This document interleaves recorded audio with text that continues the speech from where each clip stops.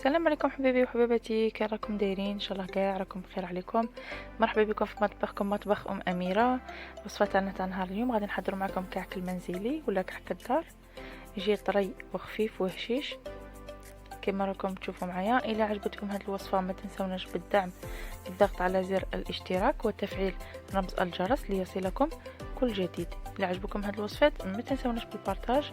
شوفوا هنا الكعك تاعنا كيفاش يجي طري وخفيف كالقطن. وهاد العجينه تجي عجينه مثل البريوش ولا مثل اللامونه. ان شاء الله تنال الاعجاب تاعكم. وراني دايره معكم وصفات كيما كعك الكمسان، وراني دايره معكم كعك الغرب، راهم كاع في الفيديوهات تاعي كي تهودوا. تبعوا معايا الوصفه.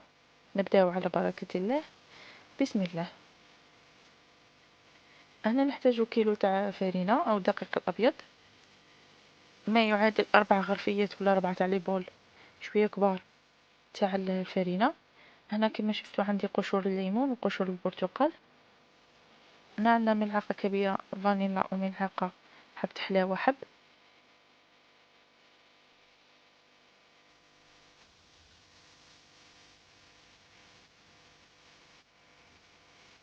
هنا عندنا ملعقة كبيرة تاع الأكل خميرة فورية وخميرة الحلويات، يعني خميرة الخبز وخميرة الحلويات. نخلطوا هذيك المواد الجافة جيدا حتى تندمج مع هذاك الدقيق الأبيض.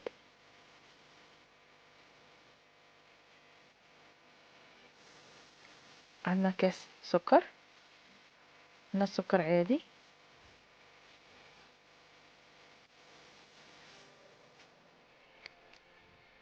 ندمج مليح هذيك المواد الجافة.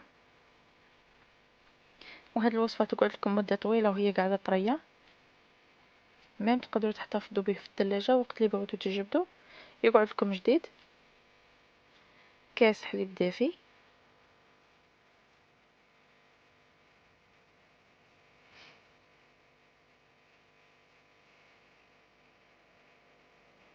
بنفس الكاس الزيت. هاد الكاس ما يعادل 240 مليلتر، كاس تاع ام وليد. هاد الكاس كان عندي شويه مختلف على الكيسان الاخرين، بصح جاني غير كيف قد. هذا كاس تاع الماء دافي كان ديجا غليته، بصح درت فيه حبة حلاوه والبسباس والشنان، درتهم غلاو مليح مليح مليح.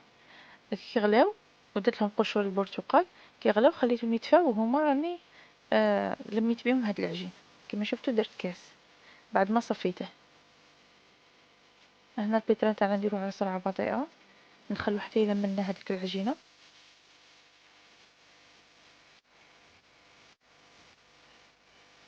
كما تقدروا تعجنوها غير باليد. هنا بعد ما لملنا كاع هذيك العجينه نضيفوا 2 حبات تاع بيض. هذه الحبه الاولى،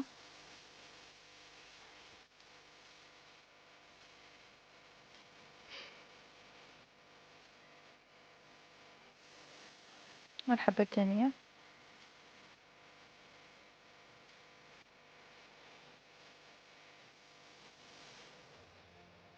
ونخلو حتى هذاك البيض يندمج لنا في العجين. هذاك البيض تاعنا يدخل مليح.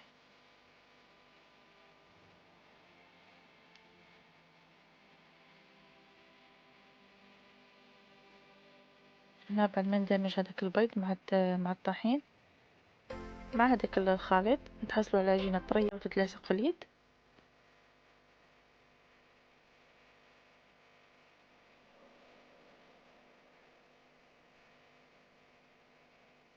نجيبوا بابي فين ونغطوها ونخلوها حتى يتضاعف الحجم تاعها. تخمر، بعد ما تخمر ويتضاعف الحجم تاعها نشكلوها كويرات.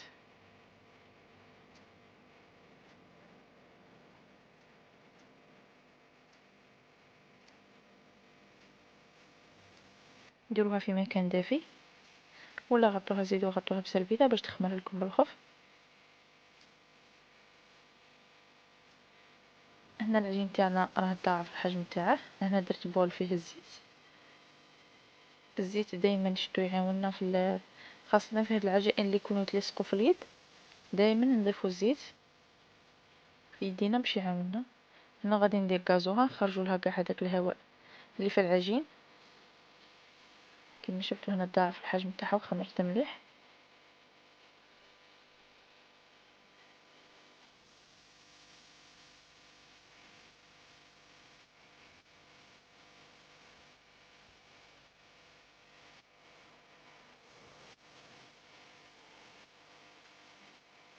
انا دائما نستعين بالدقيق الفارينة باش نشكلوا العجينه تاعنا.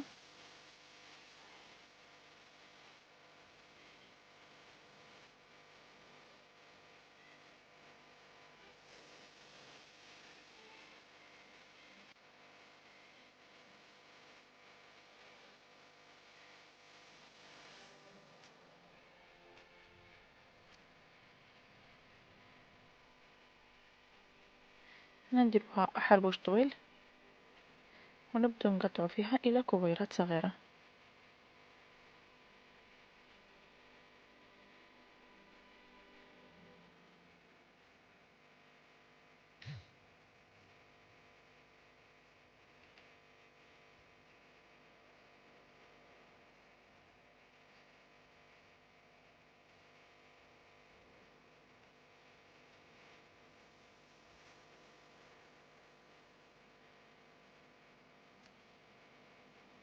العجينة كي تخلوها طرية باش تجيكم خفيفة مثل القطن، تجيكم قطنية.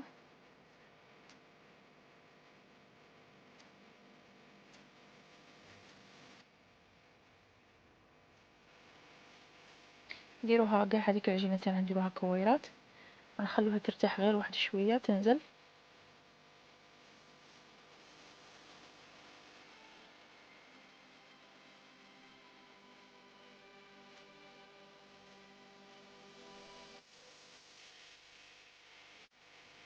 هنا كوروها نبسطوها غير واحد شوية باش نفتحوها. هنايا طريقة الفتح كل واحد كيف يفتحها. كاين اللي كي تكون عجينة كبيرة يفتحها ويديرها بالطابع ويعاود يثقبها في الوسط، وكاين اللي يديرها حربوش طويل وبعد كده يقطعها على جنابها يشرمها يعاود يدورها. وهذه الطريقة هي الأسهل باش ما تخرج لكمش لي شوت، وهذيك العجينة تعاودوا تلموها اللي تبقى لكم في الوسط تعاودوا تلموها. ديروها كاع كويرات من بعد كل كويرة تقبوها في الوسط.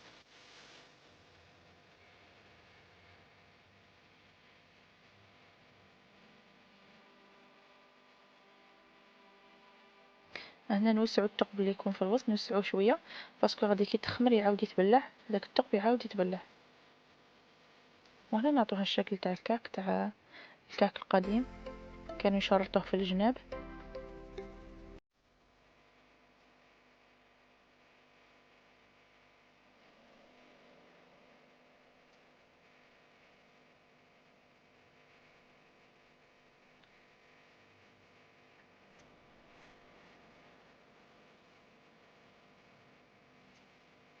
هنا غادي نديرهم في السنيوات تاع اللي يدخلوا الفرن.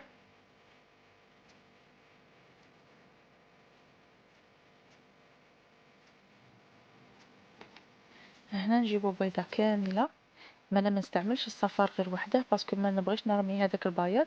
وكاين اللي كيستعمل بصح هذه الوصفه هي كيما هكا فيها زوج بيضات كاملين. كاين يقولك نستعمل غير البياض في لاباط وندير الصفر تدهن به. هنا عندي عطر الفانيلا يكون هكا فيه هذا اللون البني. الا ما عندكمش ديروا عطر الكراميل، ما عندكش ديري قهوه طايبه تكون كحله. مهم اي حاجه باش تمدلك هذاك اللون الاحمر اللي يجي فرونسي. تقدري ديري قطره خل باش يقلع لك هذاك يديزانفيكتي لك البيض تاعك.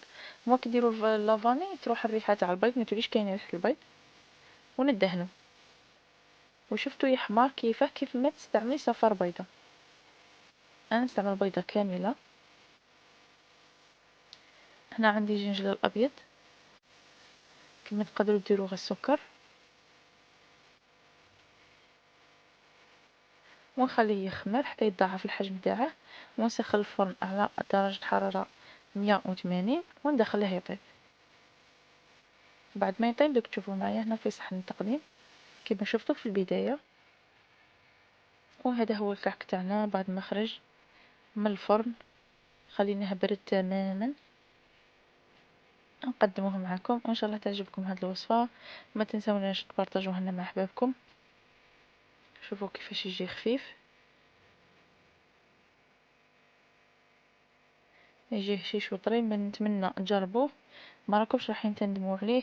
السلام عليكم ورحمة الله تعالى وبركاته.